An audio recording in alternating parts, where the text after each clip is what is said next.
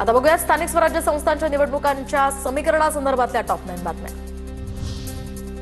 स्थानिक स्वराज्य संस्थांच्या निवडणुकीसाठी भाजपचे स्टार प्रचारक जाहीर। मुख्यमंत्री फडणवीस, रवींद्र चव्हाण, गडकरींसह 40 जणांची यादी भाजपकडून जाहीर। स्थानिक पातळीवर निर्णय घ्या, एकमेकांविरोधात लढले तर टीका टाळा, स्थानिक आघाडी करून चिन्ह घ्या, महायुतीच्या बैठकीतील इनसाइड स्टोरी।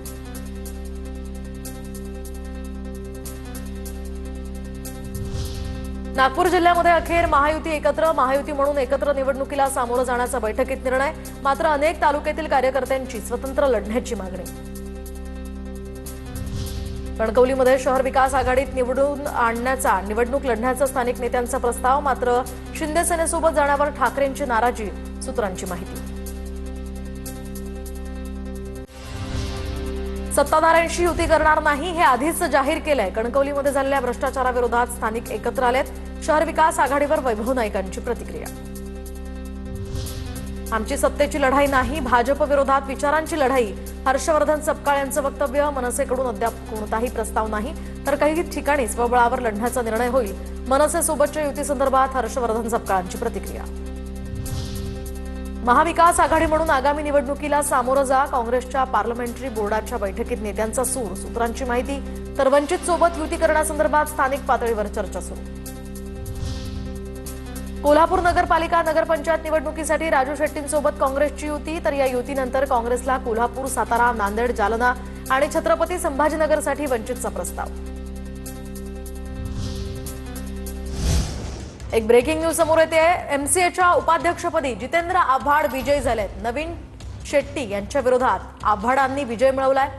दरम्यान एमसीएच्या कार्यकारिणी सदस्यपदी मिलिंद नार्वेकर सुद्धा विजयी झालेत। तर दुसरीकडे निलेश भोसले आणि विघ्नेश कदम यांचीही कार्यकारिणी सदस्यपदी निवड झाली आहे। आपण पाहतोय एमसीएच्या कार्यकारिणी सदस्यपदी मिलिंद नार्वेकर, तर उपाध्यक्षपदी जितेंद्र आव्हाड विजयी झालेले आहेत। शिवाय निलेश भोसले आणि विघ्नेश कदम यांचीही सदस्यपदी निवड झाली आहे।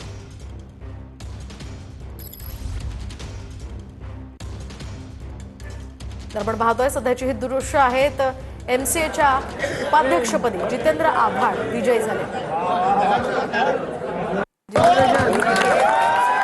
उपाध्यक्षपदी असतील आणि ज्यावेळी ते विजयी झाले त्यावेळेची ही दृश्य आपण पाहतोय।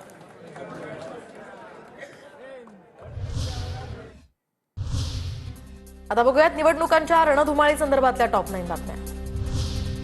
कोल्हापुरात स्थानिक स्वराज्य संस्था निवडणुकीमध्ये महायुतीत ठिणगी, तर चंदगडमध्ये युतीसाठी आमदार शिवाजी पाटील यांनी प्रतिसाद दिला नसल्याचा मंत्री हसन मुश्रीफांचा या ठिकाणी आरोप। तर माजी मंत्री जयदत्त क्षीरसागर अजित पवारांच्या राष्ट्रवादीच्या वाटेवर, लवकरच पक्षप्रवेश होणार असल्याची सूत्रांची माहिती। जयदत्त क्षीरसागर 4 टर्म्स आमदार म्हणून बीड विधानसभा मतदारसंघातून निवडून आलेत। डहाणूचे माजी नगराध्यक्ष रवींद्र फाटक यांचा शिंदेंच्या सेनेत प्रवेश। डहाणू नगर परिषद निवडणुकीमध्ये समीकरणं बदलणार, उपमुख्यमंत्री एकनाथ शिंदेंच्या उपस्थितीत हा पक्षप्रवेश। पिंपरी चिंचवडमध्ये अजित पवार आणि सुप्रिया सुळेंचा एकत्र येण्यासंदर्भात संवाद। तर अजितदादांचे शहराध्यक्ष योगेश बहल यांचा दावा, अजित पवारांच्या पक्षासोबत कुठलीही बैठक झालेली नाही। पवारांच्या राष्ट्रवादीचे शहराध्यक्ष तुषार कामठे यांची प्रतिक्रिया। आगामी निवडणुकांसाठी शिरूरमध्ये दोन्ही राष्ट्रवादी एकत्र येणार असल्याची चर्चा। कार्यकर्त्यांच्या मागणीनंतर एकत्र निवडणुका लढवण्यासाठी अमोल कोल्हेंनी सुद्धा तयारी दर्शवल्याची सूत्रांची माहिती। परळीमध्ये स्वबळावर लढायचं की युतीत लढायचं यावर 17 तारखेला निर्णय होईल। पंकजा मुंडेंची प्रतिक्रिया। तर मुंडे भाऊ बहीण युती करून नगरपालिका लढणार का याकडे सर्वांचं लक्ष। साताऱ्यात कराडच्या नगराध्यक्ष पदावर महायुतीमध्ये भाजपनं दावा करणं योग्य। सिटिंग नगराध्यक्ष भाजपचा असल्यामुळे कराडमध्ये भाजपचा दावा योग्य, आमदार अतुल भोसलेंचं वक्तव्य। सोलापूरमध्ये शिंदेंची सेना आणि शरद पवारांचे राष्ट्रवादी एकत्र, कुर्डुवाडी नगर परिषदेमध्ये वेगळं समीकरण पाहायला मिळणार। माढ्याचे खासदार धैर्यशील मोहिते पाटलांची मध्यस्थी यशस्वी। तर आता राष्ट्रवादी आणि शिवसेनेचा प्रत्येकी 10 जागा लढवण्याचा निर्णय। अजित पवारांच्या राष्ट्रवादीकडून पुणे नगर परिषदेसाठी एबी फॉर्म्सचं वाटप। तर उद्या सगळ्या उमेदवारांकडे एबी फॉर्म पोहोचवण्याची शक्यता। अर्ज भरल्यानंतरच्या वेळेमध्ये माघारी येईपर्यंत होणार युतीची चर्चा, अन्यथा स्वबळावर लढणार। आता बघूया टॉप 9 महत्त्वाच्या बातम्या। जरांगेंच्या हत्येचा कट रचणाऱ्या आरोपींना 14 नोव्हेंबरपर्यंत पोलीस कोठडी. आरोपी अमोल खुणे, दादा गरडला कोर्टात हजर करण्यात आलं होतं. तिसरा आरोपी कांचन साळवीला सुद्धा 14 नोव्हेंबरपर्यंत पोलीस कोठडी. मुख्यमंत्री देवेंद्र फडणवीसांनी छगन भुजबळांची भेट घेतली. एशियन हार्ट इन्स्टिट्यूटमध्ये जाऊन भुजबळांनी ही भेट घेतली. तर काही दिवसांपूर्वीच भुजबळांवर हृदयाची शस्त्रक्रिया पार पडली होती. फडणवीसांनी रुग्णालयात जाऊन भुजबळांच्या तब्येतीची विचारपूस केली. 1 कोटींपेक्षा जास्त महिलांची ई-केवायसी प्रक्रिया पूर्ण. आदिती तटकरे यांची माहिती. तर कोणतीही लाभार्थी महिला वंचित राहणार नाही. आदिती तटकरे यांची प्रतिक्रिया.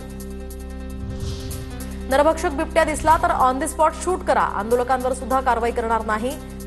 वनतारामध्ये 20 बिबटे पाठवणार. तर बिबट्यांच्या वाढत्या हल्ल्यानंतर वनमंत्री गणेश नाईकांचे आदेश.